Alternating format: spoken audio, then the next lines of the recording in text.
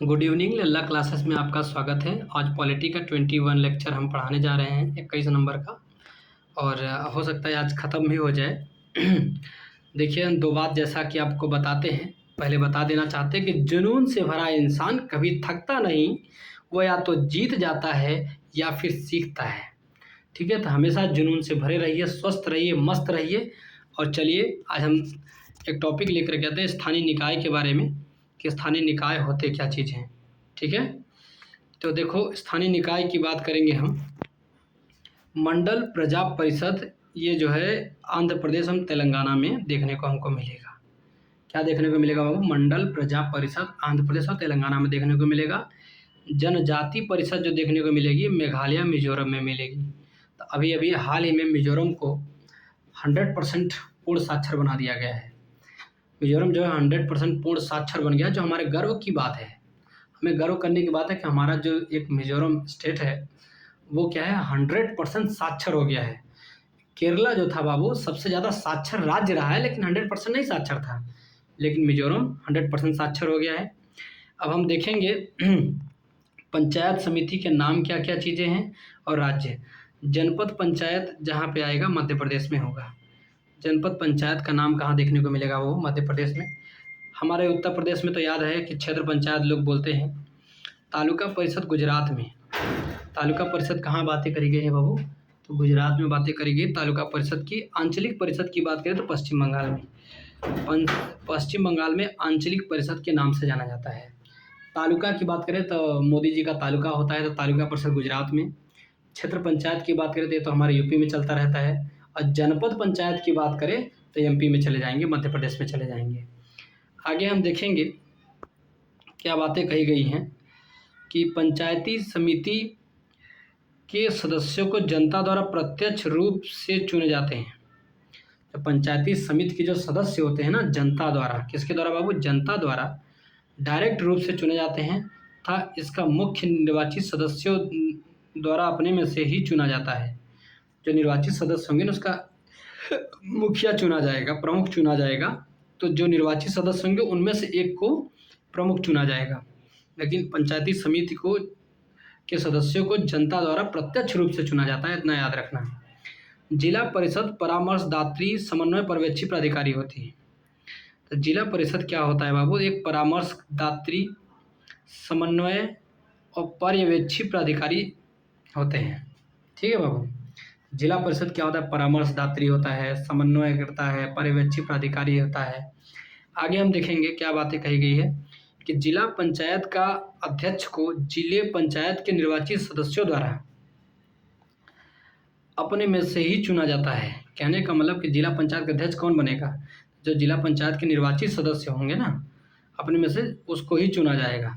ठीक है, तो जिला पंचायत के अध्यक्ष को जिले पंचायत के निर्वाचित सदस्यों द्वारा अपने में से ही चुना जाएगा। मतलब कि जितने लोग मतलब निर्वाचित होंगे जिला पंचायत सदस्य में, उसमें से एक अध्यक्ष बन जाता है, बस ऐसे समझ लो। आगे क्या बातें कही गई बाबू? पंचायतों के लिए कराए जाने वाले सभी निर्वाचनों के संचालन का अधीक्षण है। पंचायत के लिए जो निर्वाचन कराए जाते हैं उसके संचालन का जो अधीक्षण करना हो, निर्देशन करना हो, नियंत्रण करना हो, राज्य निर्वाचन आयोग में होता है। किसमें होगा बाबू? राज्य निर्वाचन आयोग में निहित होता है। ठीक है, कि उनका निर्वाचन कैसे हो, संचालन कैसे हो, अधीक्षण, निर्देशन, नियंत्रण कैसे हो, तो राज्य निर्वाचन आयोग करता है पंचायतों के लिए। आगे बातें कही गई अनुच्छेद 243 के, और हिंदी में बोलेंगे ट से टमाटर। अनुच्छेद 243 के हिंदी में बोलेंगे 243 ट से टमाटर के तहत राज्य निर्वाचन आयोग के गठन का प्रावधान है कि राज्य निर्वाचन आयोग का गठन किया जाए। अनुच्छेद 243 के में ऐसी बात की गई, ट से टमाटर में कहा गया है कि टमाटर जी राज्य निर्वाचन आयोग के गठन का प्रावधान किसमें है? अनुच्छेद 243 ट में है। राज्यपाल द्वारा राज्य निर्वाचन आयुक्त को नियुक्त किया जाता है। तो राज्य निर्वाचन आयुक्त को कोई नियुक्त करेगा, कौन करेगा? नियुक्त करने का काम राज्यपाल करेगा। कौन करेगा बाबू? राज्य निर्वाचन आयुक्त। याद रखना, ये सब बड़ी कन्फ्यूजन के क्वेश्चन है बाबू, कि राज्य निर्वाचन आयुक्त को नियुक्ति कौन देगा? तो राज्यपाल देगा, याद रखना। अनुच्छेद 243 जेड ए, अनुच्छेद 243 जेड ए नगर निकायों के चुनाव से संबंधित है। किससे संबंधित बाबू? नगर निकायों के चुनाव से संबंधित है, अनुच्छेद 243 जेड ए। आगे क्या कहा गया है, यदि पंचायत चुनाव में मतदान पूर्व किसी अभ्यर्थी की मृत्यु हो जाए तो क्या होगा। ऐसी बातें, अच्छा क्वेश्चन, एक कारण ला के खड़ा कर दिया कि यदि पंचायत चुनाव में मतदान के पहले ही किसी अभ्यर्थी की मृत्यु हो जाए तो क्या होगा। तो यदि केवल एक अभ्यर्थी शेष रहेगा तो मतदान स्थगित हो जाएगा। यदि एक अभ्यर्थी केवल एक है, मतदान क्या हो जाएगा बाबू, स्थगित हो जाएगा। दूसरा, यदि एक से अधिक अभ्यर्थी शेष रहे तो मतदान स्थगित नहीं होगा।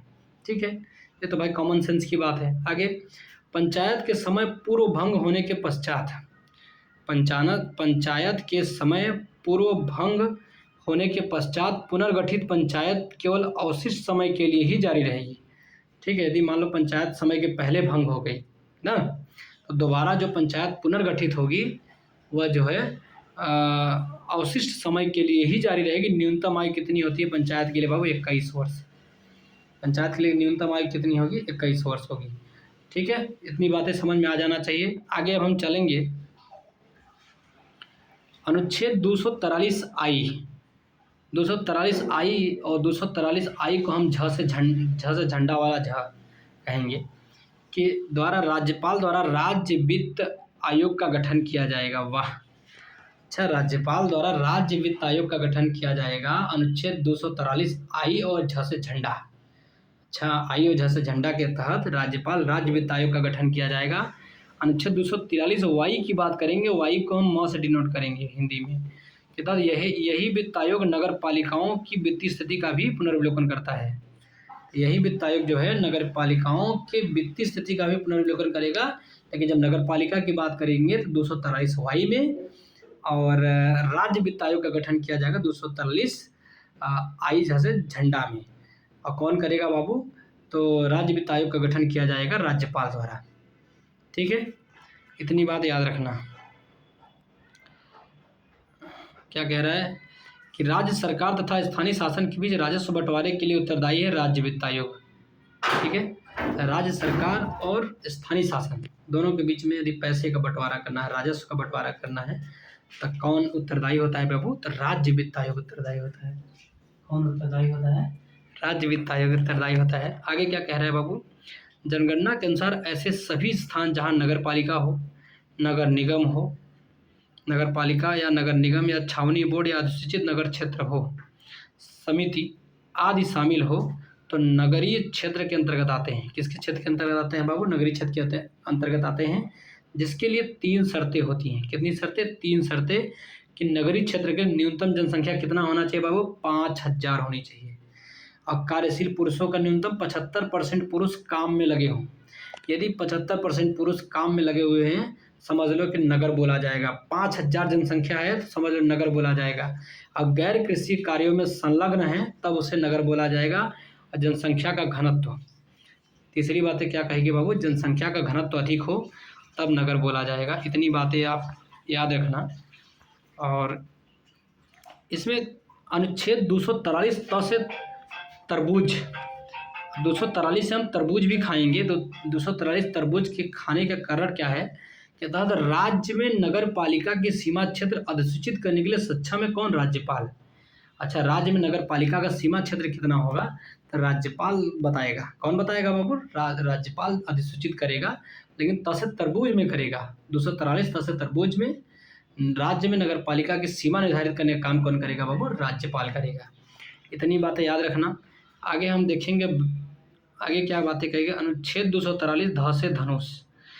हाँ, 243 ध से धनुष हिंदी में देखेंगे तो यस, ऐसी प्रत्येक नगर पालिका परिषद या नगर पंचायत में जिसकी जनसंख्या 3 लाख या उससे अधिक है, वहाँ पे वार्ड समितियों का गठन किया जाएगा। जहाँ पे नगर पालिका परिषद ले लो या नगर पंचायत ले लो, ठीक है, जिनकी जनसंख्या 3 लाख से अधिक है, वहाँ पे वार्ड समितियों का गठन किया जाएगा, जो 1 से अधिक वार्डों में मिल करके बनेगी।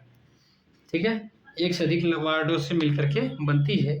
वार्ड समिति अपना पहली बैठक, ठीक है ना, वार्ड समिति अपना पहली बैठक